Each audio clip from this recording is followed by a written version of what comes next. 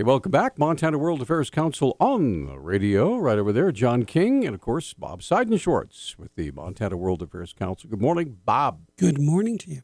And we are about to welcome Dominic Thomas, who is calling from Los Angeles, California. Right. Terrific. All right, Dominic, just a quick word about Mr. Thomas. He's chair of the Department of French and Francophone Studies at UCLA. His teaching and research interests include contemporary French politics, globalization, and sub-Saharan African culture and politics. Thomas was the recipient of a German-American Fulbright Commission Award for Germany and Belgium in 2011, and recently a research professor at Humboldt University in Berlin.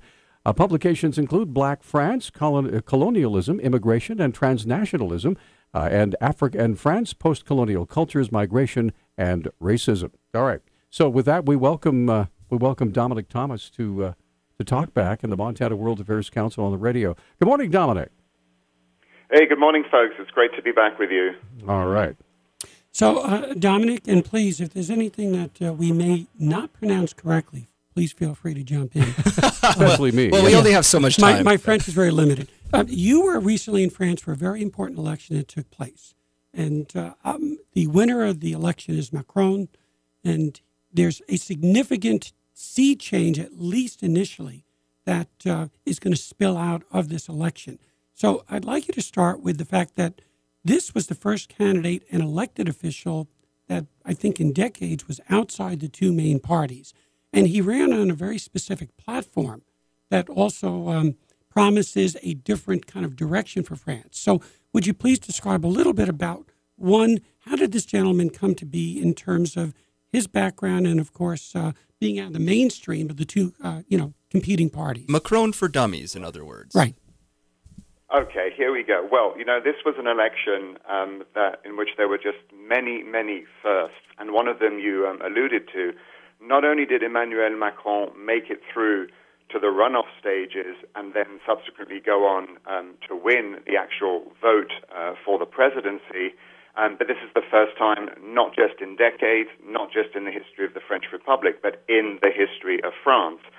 If we just look at the Fifth Republic, which was set up in the late 1950s, since that time, essentially, candidates have gone from the right to the left, and there's been a sort of an interchange, as sort of in the American tradition, where you go sort of, Democrats and the Republicans come back and so on. So Emmanuel Macron ran as an independent. In fact, he didn't even have a political party as he started running. He is someone who has an interesting background. He has attended some of the elite schools in France, but worked in the private sector, came into government under Hollande's exiting socialist government and served as a minister of finance for a short period, and then left that government to create this movement that was called En Marche, forward or sort of onward with France.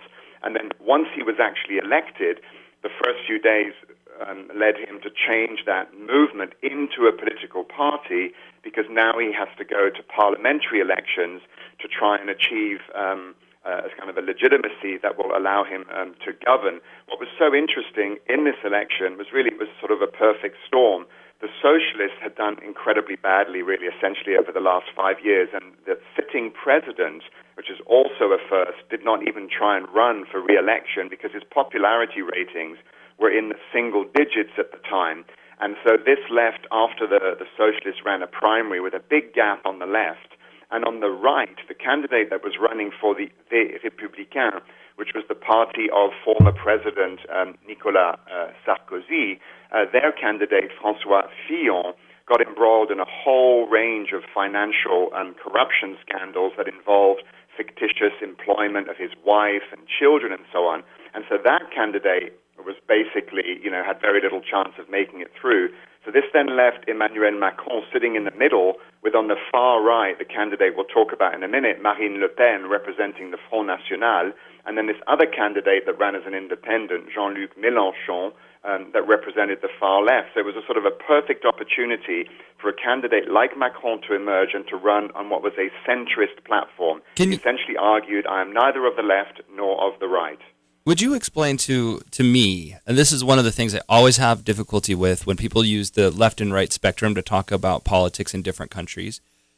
I don't know what that spectrum looks like compared to the left and right spectrum in America. Right. So, well, the thing that's can you kind of interesting, about talking about the left and the right is this originates in France, right? This has to do with essentially the move from the monarchy to a republic and so on. Is that the supporters of the king sat on the right and the opponents sat on the left, and the right was traditionally the party of law and order, whereas the left was the opposite of that.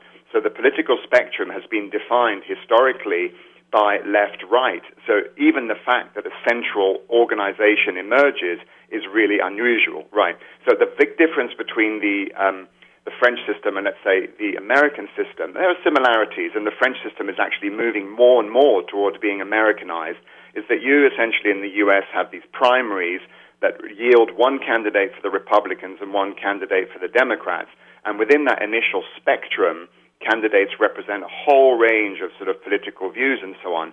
And traditionally in France, going into the election, anybody who got enough sort of signatures from elected officials and so on and so forth could run.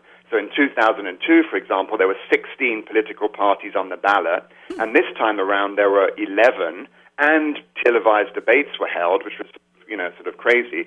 And the political spectrum is vast. You have on the far right Marine Le Pen, who is a nationalist, protectionist, that runs this far-right party that has deep roots in the history of fascism, in collaboration during the Second World War, and so on. And all the way at the other end of the political spectrum, you have a group of parties that are either today called anti-globalization or communist or the left front. And there was this new movement run by Jean-Luc Mélenchon, who'd been involved in a number of political parties, including the Socialist Party about 10 years ago, that represented this kind of this movement of a kind of France that refuses to submit, which also had protectionist elements and so on, but it was not as opposed to immigration and Islam and so on. And then as you go down, sort of the middle sort of spectrums, you go from, the right parties to the left, the traditional Les Républicains, the Republicans, or the Socialists. What's interesting, just to summarize here very quickly, is that in the last 10 to 15 years, the distinctions between the right and the left have become increasingly blurred. One can no longer say that the right is only the party of law and order, because under the Hollande presidency, for example, the Prime Minister, Manuel Valls, was very tough on law and order. In fact, since the terror attacks of 2015, there's been a state of emergency in France. And I think this has contributed as well to the emergence of this kind of centrist politics, that traditionally people no longer identify like their parents and grandparents did with one political configuration. And Dominic, social media plays a big role in that as well. Dominic, my apologies. I've got several questions for you, but we do need to go to a break right now. So when we come back, I will pose the question regarding there's some dissatisfaction. The left kind of held their nose and voted for Macron, but at the same time, when we look at who he's appointed, especially on the economic front, you mentioned he came from a private sector. I want to kind of vet that more when we come back from the break. Yeah, because all of this affects us right here in River City, folks, right all the way across the big pond. We're going to come right back. We have 3 other lines open if you'd like to visit with Dominic Thomas. You have a question or a comment. Maybe your family comes from France or lives there or have some relatives there. 721-1290 is our number. We'll be right back. Welcome back to Talk Back, the Montana World Affairs Council on the radio. Dominic Thomas joining us from UCLA, of course, in Los Angeles. We're talking about what recently happened with the election in France. So please go ahead, Bob. Yeah, before the break, I'd asked you the question. Macron comes from the private sector, so he runs on a economic policy of change, which in doing some research, the left votes for him, but holds their nose in doing so, looking at him as the better candidate. I'm very interested to hear if you take his implementation of economic reform, how is that going to come into conflict with traditional social, values and economic types of programs that have been part of the French culture now for several decades? Because it sure appears there's going to be a conflict, and this may be his first test. I'll be very quick.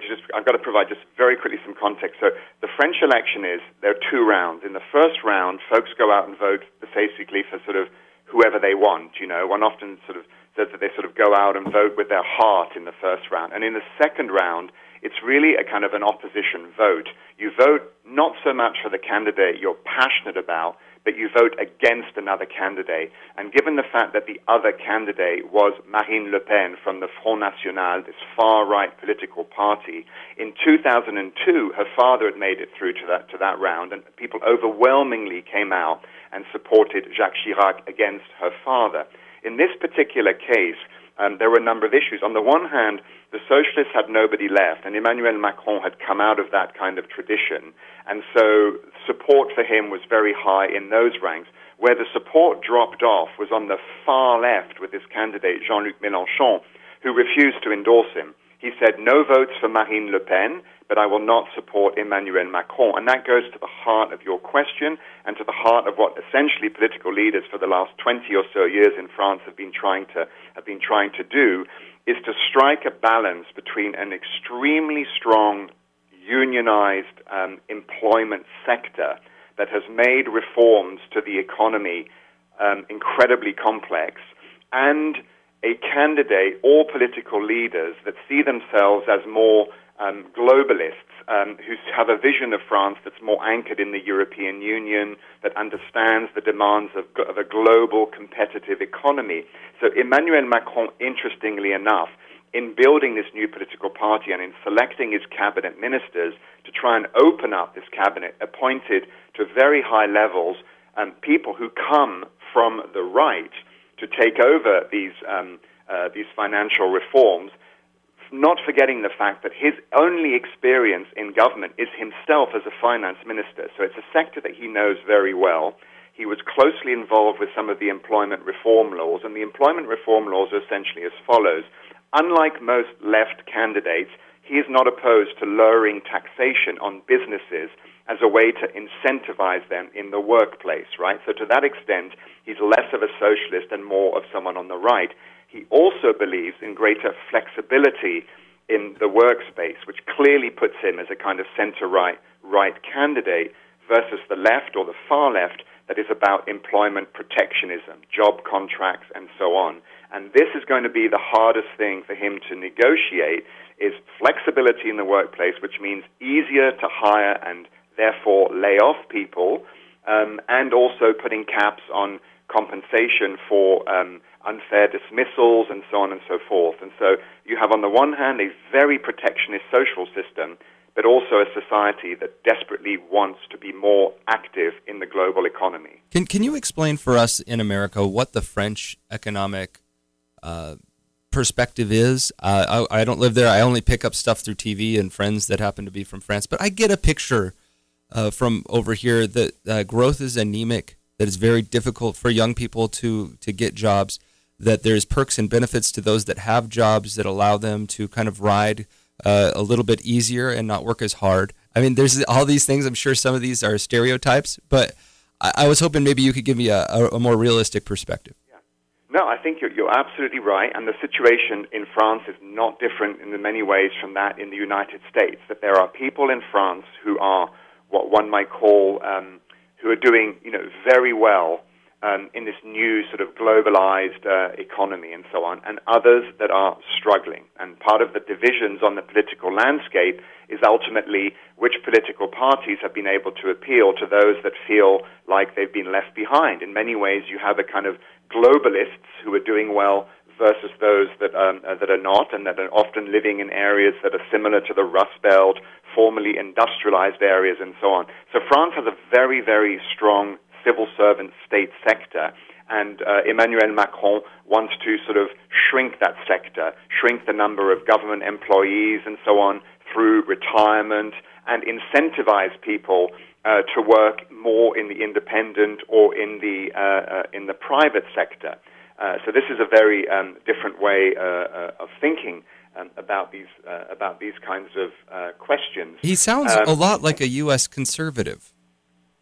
Well, what makes him not some, that the closest analogy really would be to think about leaders like Tony Blair, right, in the UK, that sort of argued that he came from this sort of left tradition, and the divisions that we see today in the British Labour Party really come from that, from a kind of far left protectionist fringe, more sort of, welfare-oriented government subsidies and so on, towards someone like Tony Blair, who was so famous for saying that, economics is not about the right or the left. It's just, is it a good idea or is it not a good idea, And Macron is that kind of person. He wants to draw on his experience in the private sector as a way to kind of jumpstart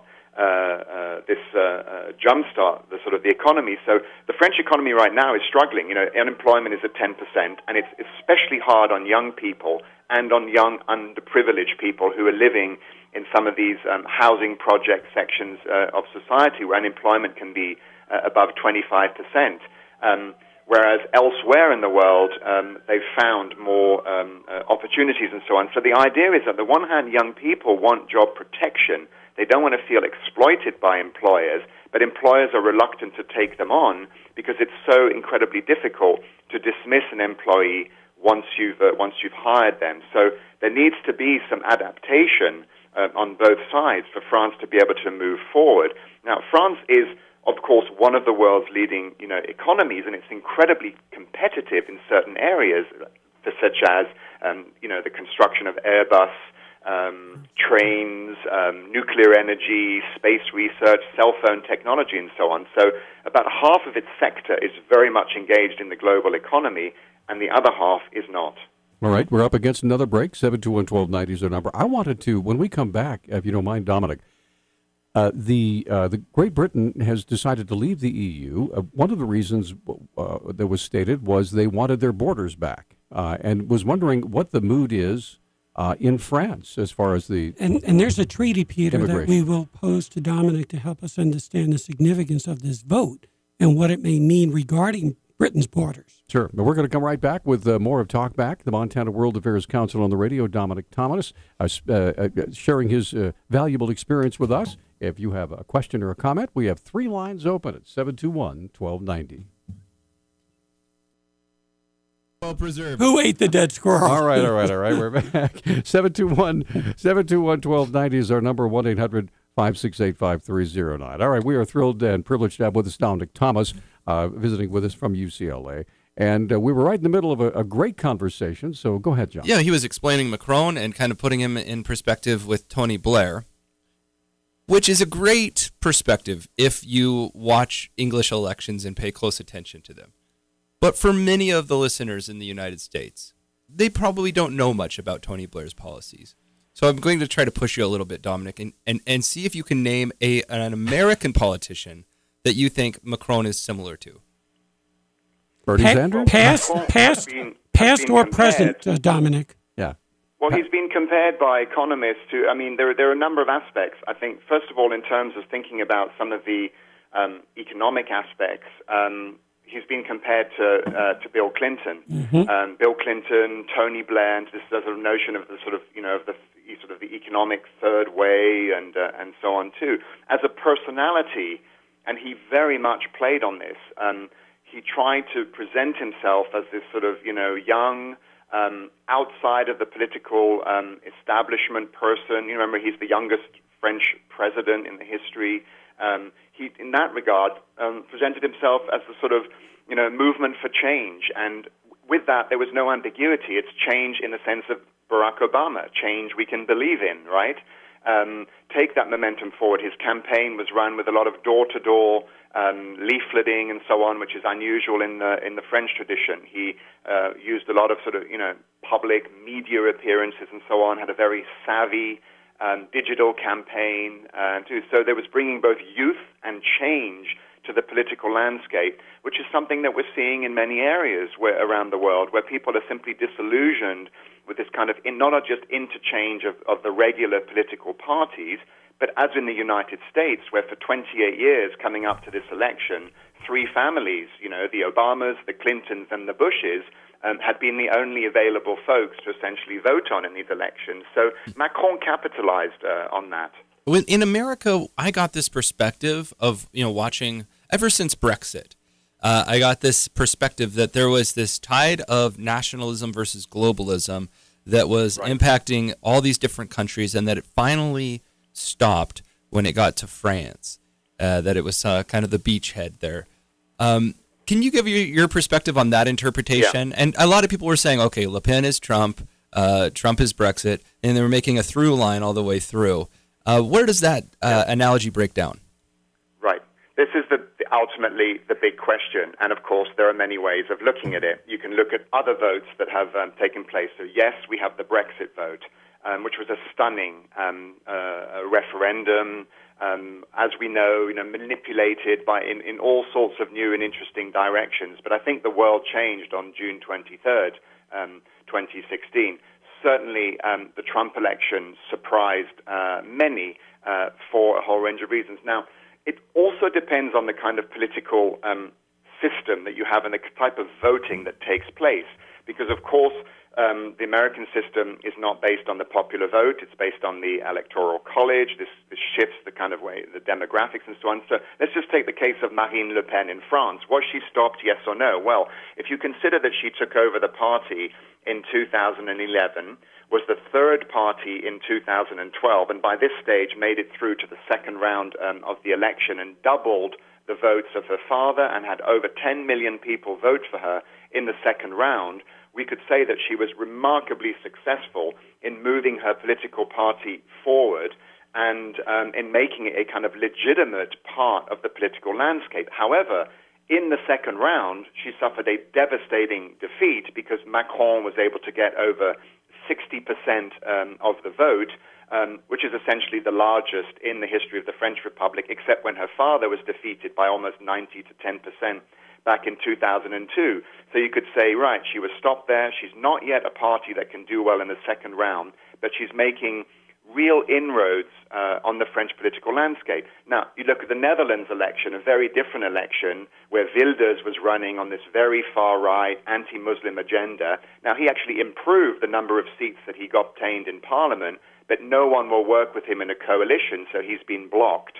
And in Austria, in the presidential elections, the far-right candidate didn't make it through, but that doesn't mean that that party isn't doing well. Just to summarize them very quickly, if we're going to define populism as essentially being this sort of juxtaposition between those that sort of believe in the sort of the virtue of the people as the victims of globalization facing off with this global political elite, then that conversation is not over by any means and is still working very well in convincing electorates to vote for these far-right populist leaders. And it's also working very well on the left, where you've also, let's not forget, have got left-wing populist leaders with different agendas, but that have obtained significant backings in places like Spain and in France. Okay, and with that, we're ready to take another break, but John has a Facebook maybe comment. A tease for the next segment. Rocky types in and wants to know, how does the speaker think that the new French leadership will deal with Islamic terrorism? Okay, we're going to come right back with that. We also have 3 lines open. If you'd like to visit with Dominic Thomas, the number is 721-1290.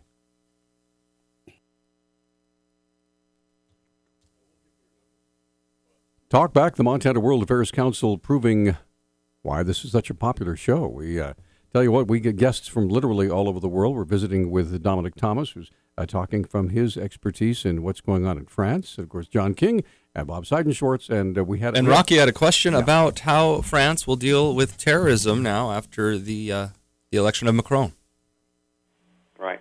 Well, since 2015, France has been in a state of emergency. This is essentially the highest alert one can find. Streets are patrolled in capitals, tourist sites, not just by the police, but by the military. It's on high alert.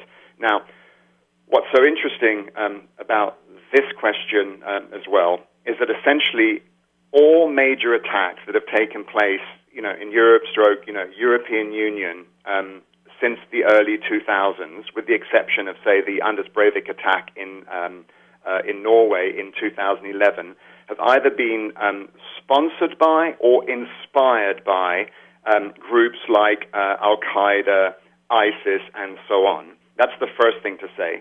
The second thing to say about these political groups and so on and what's happened is that the majority of these attacks have been perpetrated not by outsiders, and that tends to be the issue in this debate, is you get political leaders talking about the importance of border control and so on, when in fact this is a homegrown, internally grown problem of young people born in these countries who are more inspired by online recruitment videos and so on than they are by the liberal democratic values of the societies that they live in. And what's so interesting is that on the occasion, for example, of the Manchester attacks the other day, that the community, religious leaders, political leaders, community leaders, and so on, were unanimous in coming out in reaffirming the values of a liberal democracy and underlining the importance of diversity in society, so that the folks committing these terrorist, criminal, murderous acts are not equated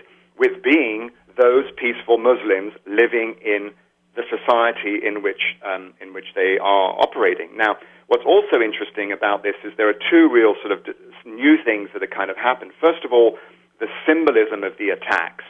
We saw this, for example, with the Charlie Hebdo attacks, when the satirical newspaper was attacked. This was a sort of a question of freedom of speech.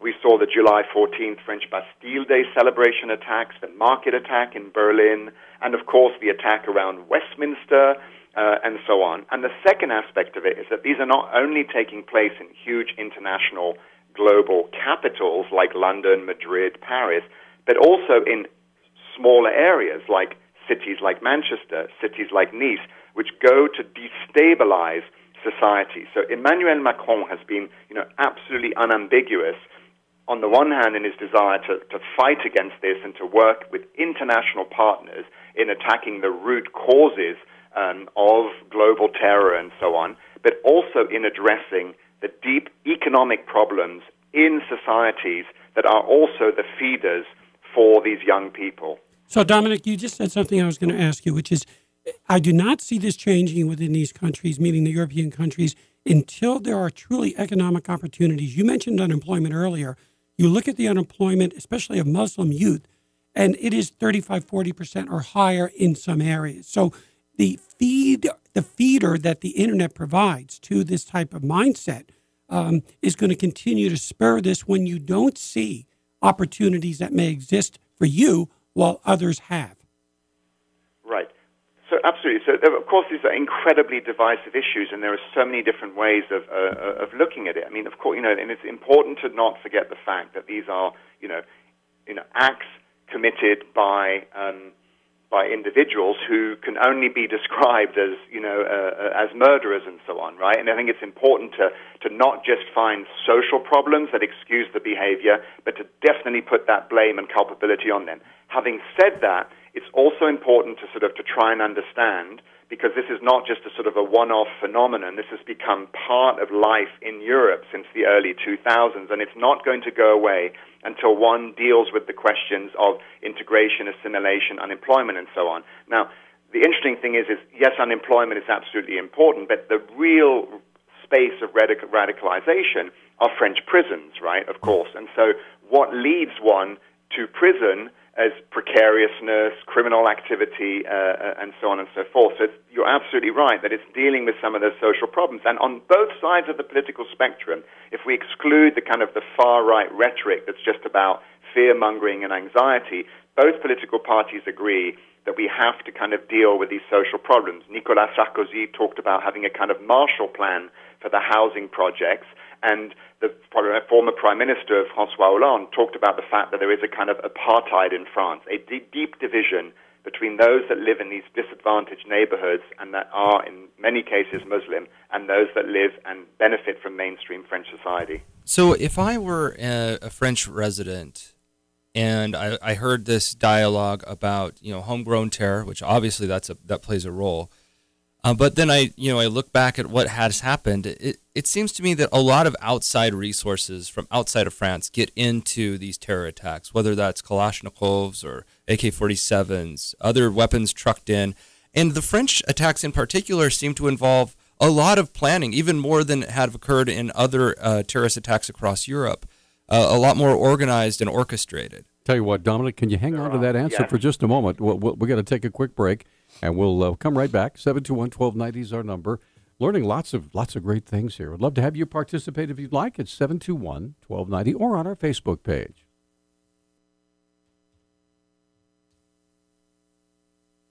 Hey, thanks so much for joining us and listening along to Talkback this morning. Bob Seidenschwartz over there. We've got John King. Dominic Thomas joining us from UCLA talking about the situation in France. So go ahead, John. Yeah, I was just asking a little bit about this perspective of homegrown versus outsider influence when it comes to the terrorist attacks in France. And I just brought up some of the things that I think of when I look at what happened in France. It seems to me very well orchestrated attacks, multiple attackers, heavy weaponry, often not from inside France, things like that, as arguments that might point to people thinking, well, a lot of this negative influence is coming from outside of my country.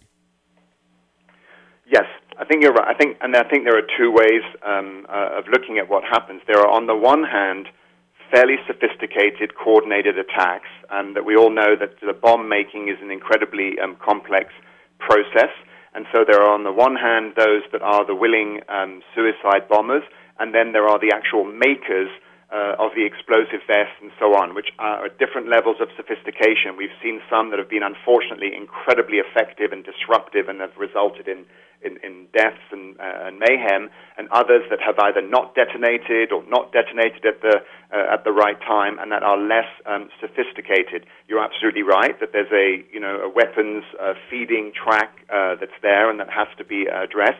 But what we've also seen, and this is what's so obviously so devastating about it, is the individualized nature of it that have turned, in the case of the horrendous killings in Nice in France, that were simply used through someone stealing and commandeering a truck.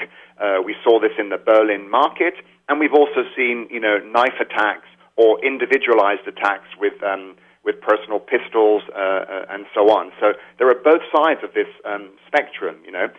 What is interesting is, as with the case in Manchester, as with the case of so many of the individuals involved in France, is that these people have already been are already listed by the intelligence services. In the UK, there's an estimated 3,000 people that are on this list. And that's part of the challenge is, how does one, having identified someone who's a potential suspect or somebody who's, let's say, traveled to a destination, and devote resources to monitoring them? High-risk targets, yes. Low-risk, one doesn't know. And I think that's the other aspect of it, is that some of these people that are on the, on the watch lists, if the terror attack is perpetrated by a non-sophisticated mechanism like a vehicle or something like that, it's very difficult to to predict that that behavior. But this has clearly and unambiguously become one of the greatest concerns of European leaders today. So, Dominic, I mentioned to you off air that I don't see this issue changing in a meaningful way until there are significant economic reforms in France. Otherwise, the system is just going to continue to be stale and move on in the direction that it has. You mentioned there's two very important dates coming up in June, which will put in place the type of allies that he needs in order to put the reforms in place that, on the longer-term basis, I believe give the best chance for success. Give us a little background on what that is and what you think your take on that may be. Right.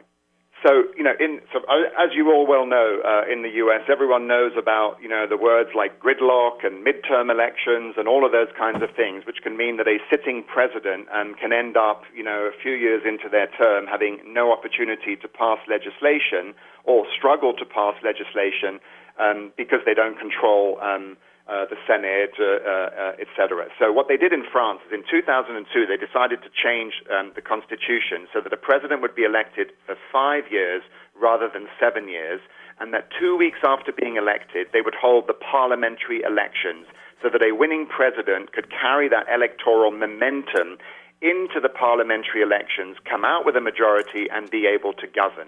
And this was to avoid a multiple series of kind of gridlock-like situations in the 80s and 1990s.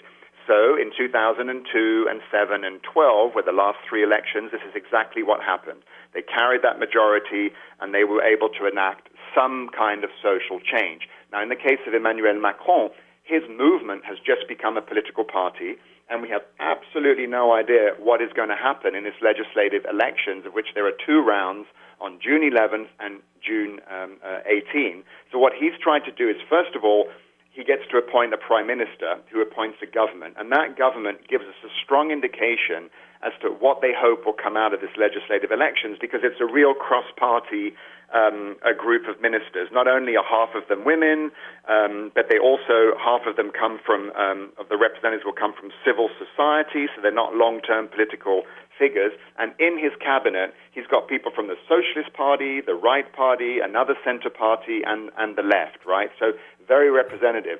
There are 577 seats up for grabs. He needs 289. If he doesn't get those, one could say it's either game over or it's going to be incredibly difficult for him to legislate. And then just to go to the second part of your question, even with that majority, because we've seen this happen in the past, there is, I think, a deep philosophical divide in France as to whether or not France should open up to globalization and to the workplace, which many will argue will then lead to job opportunities for these young people, or whether it should be a protectionist state. And that's the sort of the $64,000 question. So he elects, didn't elect, he appoints on Monday Edouard Philippe as prime minister. Many of the left who supported Macron are very disappointed in this. Why? Yes, they are. But what he's playing right now is political chess. The socialists have nowhere to go. They're in complete disarray. They scored just over 6% in the presidential elections, right? So they've been relegated to an insignificant party. For him to have picked a prime minister, which is, of course, the major job in the government, from the left, politically would have done absolutely nothing. They have to support him. They have nowhere else to go. So strategically, he opened up to the right, not the far right, but the right-wing party, which is the party of folks like Sarkozy, presidential candidate Fillon. And within that party, there are deep divisions between the centrists, which have gathered around a former prime minister and the mayor of Bordeaux that is known as Alain Juppé, and the more right-wing fringe of that party, which is held onto by Nicolas Sarkozy. So what Macron has done is grab a couple of those centrist figures and appointed them to high-ranking positions in his government as a hope that the electorate will then come out and feel comfortable supporting his candidates in the legislatives, because he's made a serious gesture of opening up. Macron can only govern if he can break down the French right. Without doing that, he's going to end up with what might look like a kind of hung parliament where he has to negotiate on every legislative issue. Okay, we've got Mark with a quick question, then we'll take a break. Mark, go ahead. Yeah, I just got a question. I'd like to hear the pros and cons of why not put tracking devices on suspected terrorists. Thank you. In France, okay. Is that does your constitution allow that sort of thing? Well, that's the thing. I mean, obviously there are, and one could say that, at the end of the day, it's time to move forward with sort of those kinds of rules and regulations for the greater interests of society. Let's not forget that both the intelligence services in the United Kingdom, in France and elsewhere, are incredibly sophisticated systems that carefully coordinate their work, information, and so on, border control, and surveillance at airports, and close coordination with intelligence services on the ground in Turkey, and so on too. They're already pretty good at monitoring them. And what many people would argue is that having a monitoring device on somebody has limited impact in terms of the sort of some of the ways in which these terror attacks have been conducted. And I just go back to the example of the truck in Nice on July 14th, 2016, that resulted in 87 deaths because someone drove a truck into a crowd of revelers. Having a tracking device in that particular case would do absolutely nothing. Yeah, so obviously. I was going to say, with that, we need to take a quick break. Then we have another caller, Hunter, who wants to visit with you. We'll be right back. This is a 1-minute timeout, so stay with us. All right, we're back on Talk Back, the Montana World Affairs Council on the radio, and Dominic Thomas joining us on the phone. I wanted to get to Hunter's call in real quick because he's been waiting. Hunter, you're on with Dominic Thomas. Good morning. Yeah, good morning. I just want to ask, these terrorist attacks that we're all talking about, they're targeting certain countries. So what would the history books say that the terrorist attacks on these certain countries have a role in it? Sorry, have a what in? These certain countries have a role in these terrorist attacks. What would the history books say? Yeah. So, okay. Thanks for the history. We're talking the history, right? Yes. Yeah, he wants a historical perspective on why these attacks were in certain countries. No, and not just a historical perspective, but I think, in other words, does history explain why certain countries are targeted, more than others? And I think that, it's a terrific question if I understand the sense of it right. There is, on the one hand, the symbolism of attacks, right? So driving a truck into a Christmas market, a holiday market in Berlin, is a highly symbolic attack, and this is something that's anchored in a long kind of German celebratory tradition and so on, and it goes at the heart of people enjoying things in a sort of communal environment. But when one looks at the particular context of France, the colonial history is incredibly complex. France had, with Great Britain at the end of the 19th century, the world's largest empire, spread all over the planet, and with a long history of movements back and forth between these areas. But essentially, after the Second World War, France rebuilt itself economically using guest workers that came from its former colonies. They were not called immigrants at the time. It's only in the early 1970s, when essentially with the downturn in the global economy around the oil crisis, that border control became a major issue, and then people's legal status within France became so crucial that you had insiders, outsiders, illegals, clandestines, and so on too. And the question then of belonging to France, of assimilating into French culture, became a major issue. And so many people to this day will compare the kind of secondary citizen status that these former colonized people enjoyed during the colonial era with their position in French society today, economically, politically, and so on too. So I think that connection is important. And when candidate Emmanuel Macron talked about that colonial history by calling French colonialism the crime against humanity during a visit he made to Algeria, it triggered a tremendous uproar from people in French society who still haven't dealt with that colonial legacy that only came to an end in the 1960s. All right, let's get one more call in. Mark, you're on with Dominic Thomas. Go ahead. Good morning. Would you give us a perspective on the so-called no-go zones in and around Paris? Right. Thanks, Mark. These are highly controversial ways in which these have been talked about. People have talked about them in the context of the United Kingdom and so on too. Are there areas around France in which poverty is at a high, in which criminality is at a high? Absolutely, yes.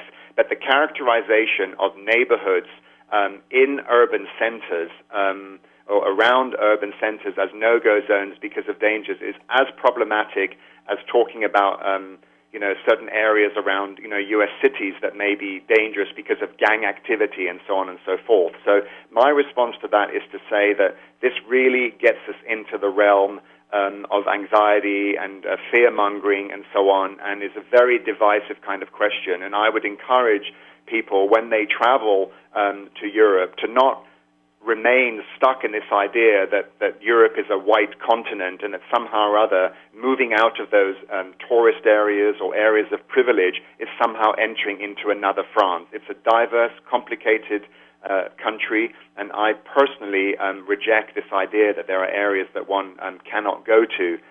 Part of traveling and the international experience is getting out of one's comfort zone and trying to experience, that sort of the range of diversity one finds abroad. So last question for you.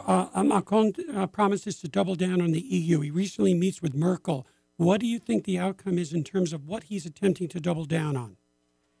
Right.